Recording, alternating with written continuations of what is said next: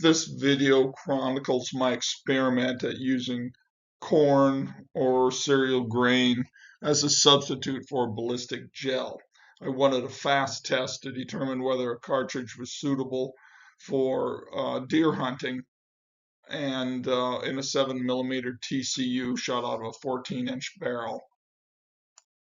Of course, when doing these types of tests, you need safety protocols such as hearing protection and safety glasses. That's a 14-inch barrel on a Thompson contender shooting 140 grain 7mm TCU. And I was worried that these cartridges might not fragment sufficiently at 50 yards to make them adequate for deer hunting. My protocol was to use buckets that were 9 by 10 inches rectangular. I had a bunch of old moldy corn that's not suitable for livestock feed that was laying outside a grain bin, so I'd filled a bucket about 2/3 full, then added roughly 3 gallons of salt water on top. I added about 1 cup of salt per gallon to hasten the swelling of the corn. I used a stick and just stirred it. I used hot water also to try to help increase the speed of swelling and uptake of the water. So salt, meaning a concentration of a hypotonic solution, and temperature, hot water out of the tap, and let it set for about 15 hours. I wanted to leave it set for a couple of days. I just ran out of time because the bucket sprung a leak. And that was the protocol. I mixed it in, let her set for 15 hours, stirred it, and then prepared my shooting solution to put a couple of bullets through it.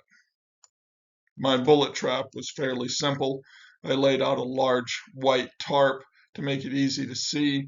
Behind it, I put first a 3/8 inch OSB that had been swollen because of water out it, having left it outside, and then 2 more beyond that of fresh pieces of OSB. All I think were 3/8 inch.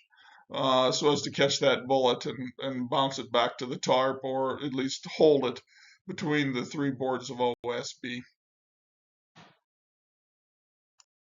The first shot was in the 9-inch narrower side, and it really blew up.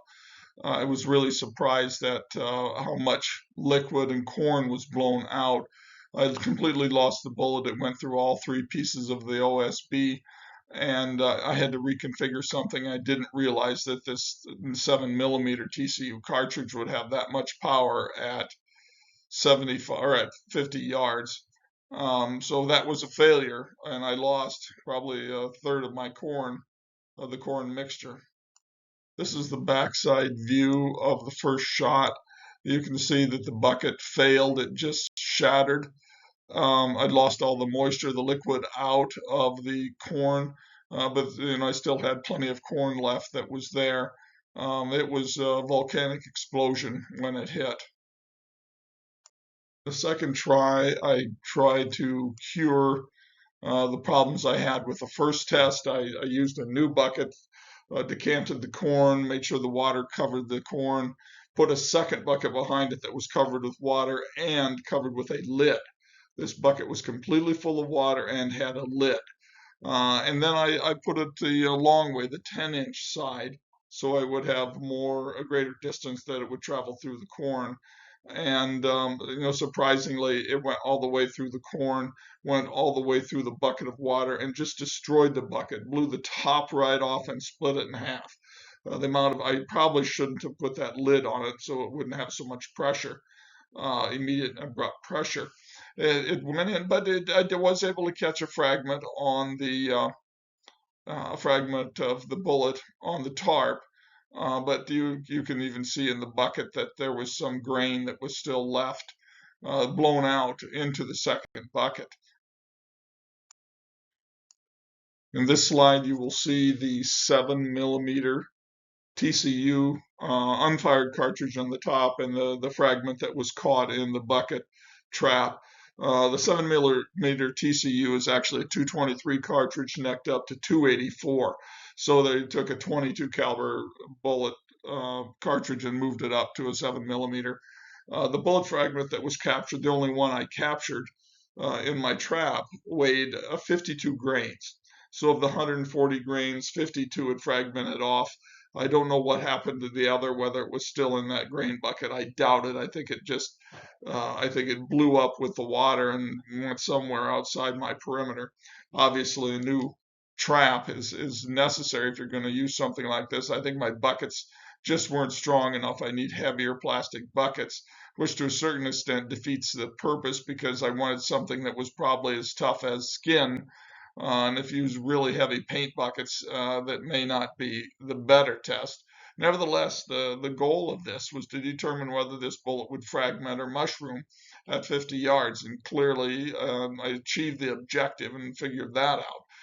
As for a perfect ballistic gel using corn, I'm not so sure I got where I needed to be. The second shot did drop one piece on the tarp that you saw in the previous slide, the 52 grains of lead, and you could see two other fragments into the first piece of wood, one quite large and the other a little bit smaller. So it appears that the bullet had fragmented in at least three pieces and had sufficient power to go pass through the corn, pass through the water, and then into the first piece of OSB, and then somehow it was lost. Nevertheless, that is the goal, is to determine whether this was going to be a fragmentation bullet or a bullet that would mushroom properly. And the test was a success. I just didn't retrieve those bullets like I wanted. In conclusion, I think the mistake that was made with this is not giving the grain more time to swell. I think if it had given it 3 or 4 days at normal summer temperatures of 70 degrees, it would have been a more successful test. I think grinding the grain may have been a more successful test. And if you don't have the consistency you want, lowering the temperature would certainly make it more solid. The container I used was, while they are plentiful, they just shattered too easily. A lid on it was unacceptable. It should have been allowed to release that pressure upward without a lid. Um, the A thicker grain was absolutely necessary. This was good enough, though. It proved that the bullet did fragment. And in the overall summary, you need to soak it in summer temperatures, or it's at least 70 degrees indoors for, I would guess, at least 3 days based upon my experience with wet corn in a wagon. Or you could grind it if you can find a way. But adding salt would hasten the process. Obviously, time, temperature, concentration. You needed more time on this one. I think it was plenty of salt because it was saturated to the point where it would no longer dissolve when I used the 3 gallons of water. Overall, I feel that I had a good test on this. This is one way that you could test a cartridge. You just have to find a better trap than what I used to see what happens to your bullet as it passes through the corn.